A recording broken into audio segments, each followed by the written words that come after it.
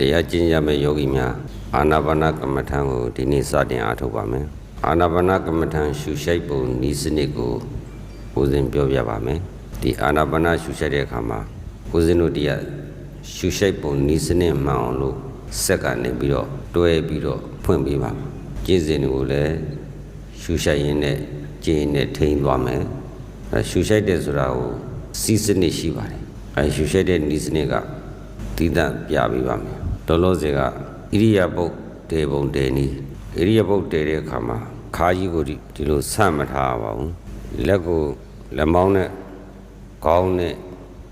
ကိုယ်နဲ့တန်းတန်းကြီးထောင်မထားရအောင်စိတ်ကဘောပိုင်းခန္ဓာအင်ကြီးကိုတင်းတောင့်သွားအောင်မတ်ပြီးတော့အပေါ်ကြွနေအောင်စိတ်နဲ့မိမိရဲ့နှလုံးအိမ်ကိုညှစ်ပြီးတော့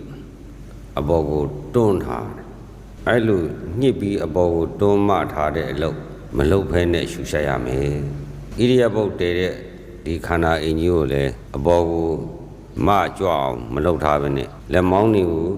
လည်းသူတင်းထောက်အားသွင်းထားသလိုတင်းမထားရအောင်ဆိုလိုတာကတော့မိမိတရားမထိုင်မင်းနဲ့အားပြီးတော့ကိုယ့်ဘက်ကိုအေးဆေးဆေးလေးအလကားထိုင်နေတဲ့အတိုင်းအဲ့ဒီတိုင်းဖြစ်ရမယ်တချို့ကြတော့တရားထိုင်နေဆိုတာဒီလိုတင်းတင်းထောင်ထောင်မမကြီးလုပ်ပြီးထိုင်ရတယ်ဆိုတဲ့အသိရှိပါတယ်အဲ့ဒီလိုမလုပ်ရပါဘူးဒီတိုင်းပဲတာမန်တဲ့တဲ့လေးနေတဲ့အတိုင်းထီတံဝပဏိတံဝဆိုတာငကိုတီမြဲတိုင်းကိုယ့်ဘက်ကိုတရားမထိုင်တော့တာမန်နေတဲ့အတိုင်းအဲ့ဒီတိုင်းလေးပဲနေပါလို့ဆိုလိုတာစိတ်ကရုပ်ကိုညှစ်ချုပ်ပြီးတော့လက်မောင်းတွေပါတင်းပြီးတော့အပေါ်ခန္ဓာအင်ကိုပြင့်မထားဘဲနဲ့ဒီတိုင်းတာမန်ပဲနေရမယ်တချို့ကြတော့လည်းနားမလဲတဲ့ခါကျတော့ရှော့ထားတယ်ဆိုပြီးတော့စိတ်နဲ့ရုပ်ကြီးကိုကိုယ်ချထားတယ်ခါကြီးကိုယ်ပြီးတော့အဲ့လိုရှော့ပြီးတော့လည်းကိုယ်မချထားပါနဲ့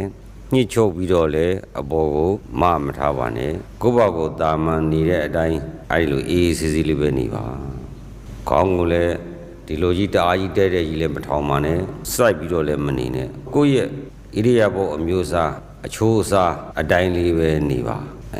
ခေါင်းမထားဘူးခေါင်းလည်းအပေါ်ထောင်မထားဘူးအောက်ကိုလည်းကိုယ်ချမထားဘူးကိုယ့်ရဲ့အချိုးအစားတိုင်းလေးနဲ့ကိုနေမယ်ဣရိယာပုတ်ကလည်းမိမိရဲ့အချိုးအစားတိုင်းလေးကိုနေရကိုယ့်အချိုးအစားတိုင်းလေးပဲကိုနေပါမယ်ဘယ်ဘက်လက်ဝါးပေါ်ညာဘက်လက်ဝါးတင်ပါမယ်အဲ့လိုတင်ပြီးတော့လက်မထိတ်ချင်းမတိုက်ထားရဘူးဖြီးပြီးတော့ပဲထားရမယ်လက်မောင်းတစ်ဖက်ကိုဒီလိုကြီးပြင်ခွာပြီးတော့ကိုယ်ဝေးကြီးမလုပ်ထားဘူးတာမန်ကြပြီးနေတဲ့အတိုင်းပဲထားဓမ္မလင်ခွေတဲ့အခါမှာဒီခြေထောက်နဲ့ချောင်းကိုခွေထားမယ်ခွေထားပြီးတော့အကယ်၍ခွေတည်ထားတဲ့အခါမှာတချို့ကြတော့ဒီရှေ့ရခြေသလုံးပေါင်လုံးတွေတောင့်ပြီးတော့နည်းနည်းလေးရှေ့ရမြင့်တယ်လို့ဖြစ်ပြီးနောက်ကိုလန်တတ်တယ်အဲ့လိုလန်မယ်ဆိုလို့ရှိရင်ကျုပ်ပြီးတော့မထိုင်ရဘူးချဲပြီးတော့ခြေထောက်ကိုနည်းနည်းချဲမယ်သို့မဟုတ်လက်ထောက်ပြီးတော့ဒီနောက်ကိုနည်းနည်းလေးဆုပ်လိုက်အဲ့ဒါဆိုလို့ရှိရင်ငြိမ်သွားတယ်တမလင်ခွေတယ်ဆိုပြီးတော့ကျုပ်ပြီးတော့လောလိုက်တဲ့အခါကျတော့သာမန်နေတဲ့အတိုင်းလေးပဲတမလင်ခွေထားပါအဲ့လိုခွေထားပြီးလို့ရှိရင်တမလင်ခွေထားအောင်လည်းသာမန်ခွေထားမယ်စိတ်ကရုပ်ကိုဣရိယာပုတ်ကိုတည်ထားပြီးတဲ့အခါကျရင်စိတ်ကကိုယ်နှလုံးအိမ်ကိုညှစ်ပြီးတော့ဒါကြီးမညှစ်လက်တောင်မှခြေပြေးလေးညှစ်ပြီးတော့ခန္ဓာအင်ကိုတင်းထားတာမရှိဘဲနဲ့စိတ်ကအားပြီးတော့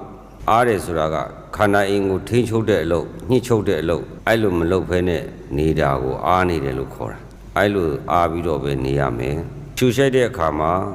ခန္ဓာကိုယ်ဒီလိုရှေ့နောက်ရင်ထိုးပြီးတော့မရှုရပါဘူးအဲ့ဒါမှတ်ထားပါနောက်တစ်ချက်ကရှုရှိုက်တဲ့အခါမှာခေါင်းကြီးကိုဆက်တောက်ဖြစ်အောင်အဲ့လိုမရှုရဘူးဒီမျက်လုံးမိတ်တဲ့အခါမှာဒီလိုမျက်ခုံးကြောတွေကျုံသွားအောင်လို့မမိတ်ရဘူးကိုယ့်ဘက်ကိုတာမန်အိတ်တဲ့အခါမှာကိုယ့်ဘက်ကိုအိမ်မျက်လုံးလေးအသာမိတ်တဲ့အတိုင်းပဲမိတ်ုံလေးမိတ်ထားပါမျက်ခုံးကြောတွေကျုံမထားရအောင်နောက်ရှုရှိုက်တဲ့အခါမှာအန်ကြိတ်ပြီးတော့မရှုအောင်အောက်ကထားတဲ့လက်ကိုလည်းဒီလိုကြီးထောက်မထားအောင်ရှုပဲဆိုပြီးတော့ရှုတဲ့အခါမှာရှေ့လက်နဲ့ဘက်ကိုထောက်ထားတာကိုအားပြုပြီးတော့မရှုအောင်အကယ်၍ဒီ